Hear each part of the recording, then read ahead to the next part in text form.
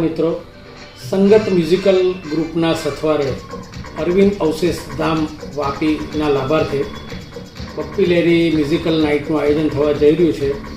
તારીખ 28 જાન્યુઆરીના રોજ વીઆઈ હોલ વાપી ખાતે. તો હું રાજેશ ચોડવડિયા ઉર્ફે જુનિયર પપ્પીદાર તમને લોકોને એન્ટરટેનમેન્ટ કરવા આવી રહ્યો છું. તો તમે બધા તૈયાર છો ને? 28 જાન્યુઆરીના રોજ વીઆઈ હોલ વાપી.